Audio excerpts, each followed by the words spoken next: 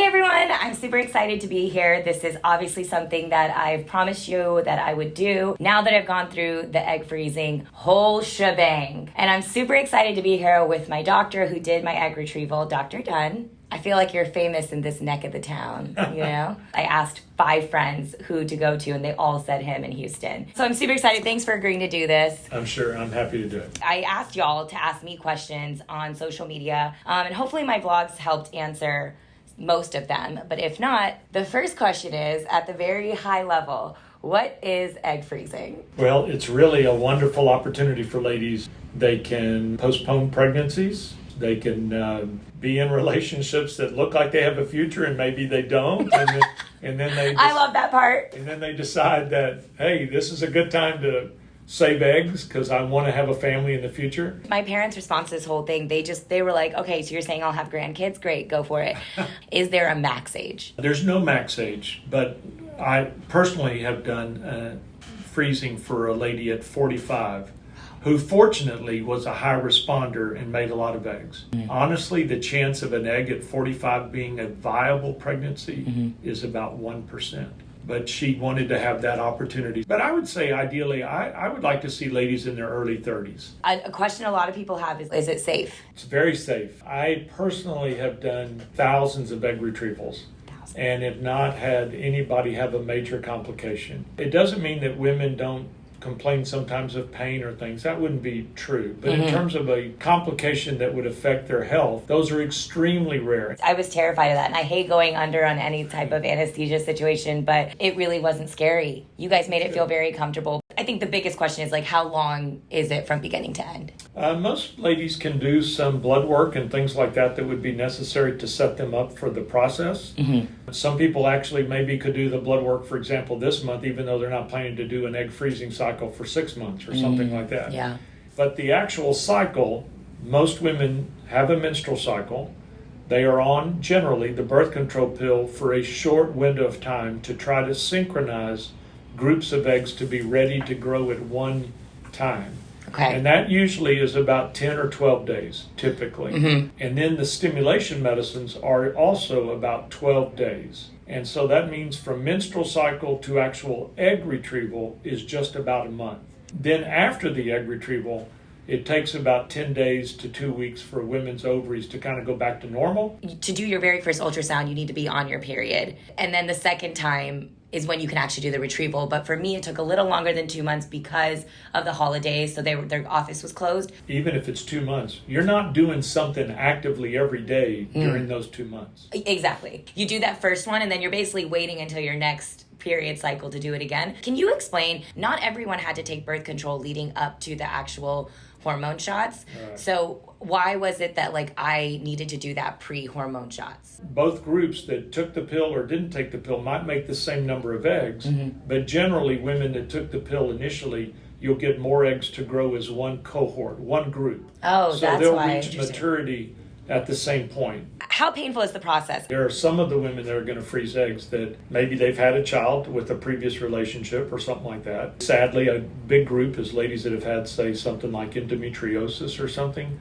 They're actually used to certain symptoms during their menstrual cycles. Yeah. If you're a high responder, you're probably going to have a little more cramping and pain than the woman who only makes 7 eggs.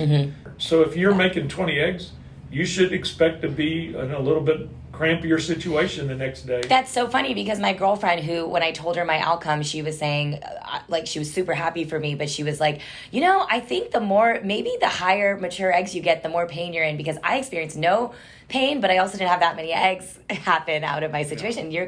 We were joking, but you're confirming that's true. That's probably our truth. I had never taken birth control in my life, so that in itself was a whole emotional roller coaster. I was randomly crying here and there. I was bloated. I think the toughest part was the mental aspect of giving yourself a shot and injecting yourself. In the grand scheme of things, it was a few weeks of my life of subtle pain and discomfort for sure, to ensure that I have control of my future. And so that's kind of how I see it. The other thing you told me was that you're basically taking your ovaries from what size to what size? Generally, a lady's ovary. Now, if she's on the birth control pill already, it's even smaller maybe than a lime. but normally let's call them big limes, and I'm turning them into oranges. So you can imagine in your mind, inside your bony pelvis, there's only so much room. Like, of course that's going to cramp. Like, come Exactly. on. A big question people always ask is, will I gain weight during this process? Generally, they gain a water weight that will go away when they have that period of 2 weeks after their retrieval. Mm-hmm. So if ladies say on top of that, oh, I gained an extra 5 pounds, I know they're sneaking some snacks somewhere. I did gain weight, but I don't know if it was from this or just COVID or life. During this process, just give yourself grace and don't even think about that. You're literally doing something to give life one day. Like, just, we got to be kind to ourselves and not think about it. That's what I told myself every day. Can you exercise during this process? Ladies that are regular exercisers can usually stay with their program pretty far, coming up close to the retrieval for the most part. Now, after retrieval, there's definitely several days you shouldn't, because now you still have these oranges that have to go back down to limes. Mm-hmm. I recommend walking, and I recommend rapid walking. I did the walks here and there, but to be totally honest, I just kind of like chilled out. Can you still drink wine or coffee during the process? Everybody can have a cup of coffee every day, no problem. If you had a glass of wine or two during a week, that wouldn't be an issue. But you can't have it right at the time of the retrieval or just after. When he told me I could do the glass of wine, I was like, so you said glass of wine a day, right? That's what I heard, right? And then if you want to actually use those eggs to create babies, you go through IVF. Is that correct? So once your eggs are retrieved, the potential then, whether it's with a sperm donor or a partner or whatever, is to thaw either all or part of those eggs, fertilize them.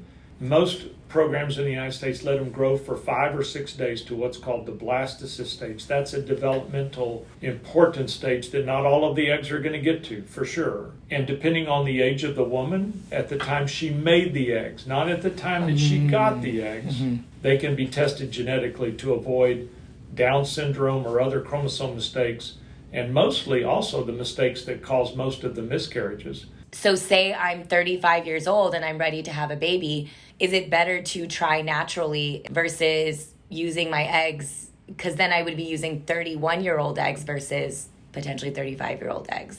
If someone like you at now mid-30s was going to be in a relationship, I wouldn't say don't try for a few months on your own. I don't think that'd be wrong. But if you got to 38 to 40, then your 31-year-old eggs would be definitely an advantage to you. There's no time limit on eggs. From my personal experience, I've had an embryo frozen for 13 years that became a baby. Wow. But there are longer term studies than that. Wow.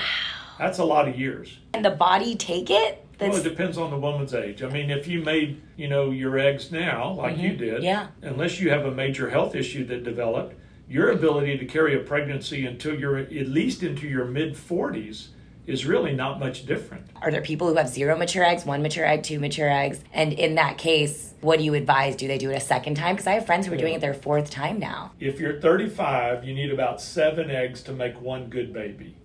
If you're 40, you need probably at least 10 or 12 good eggs to have a good chance for one good baby. Yeah, to be honest, I thought that you needed 1 egg to make a baby. So well, you need 1 really good, great egg to make a baby. So you're saying 7 makes it so the chances of one of them fertilizing with the sperm. Fertilizing, developing, being genetically normal, implanting, not miscarrying. There's a lot of steps ahead for that egg. I had such a amazing outcome to have 20 mature eggs, but I also know that is not the case for all women. What can people do to optimize the number of mature eggs that do get retrieved? One of the things to do is to know where they stand in their ovarian reserve. It would be a great thing if everybody had that conversation at 30 to 32 or Why 33. don't we?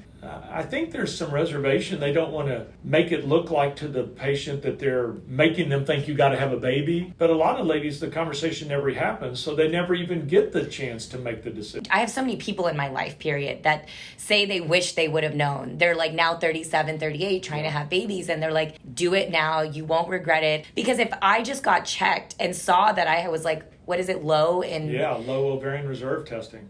Then that would expedite me caring to do it. It'd probably move you along faster. And this is a big question people are asking. Is it covered by insurance? I know my experience was I did it out of pocket.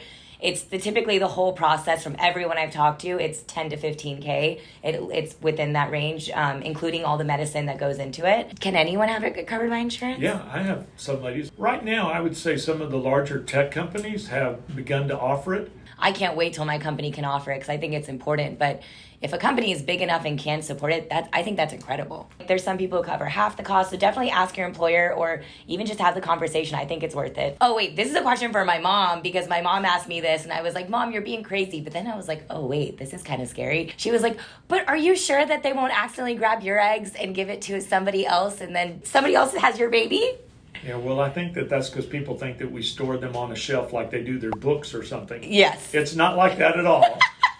Each of these tanks are uniquely identified, and within those tanks, there's several layers of control. There's more than one identifier on each vial.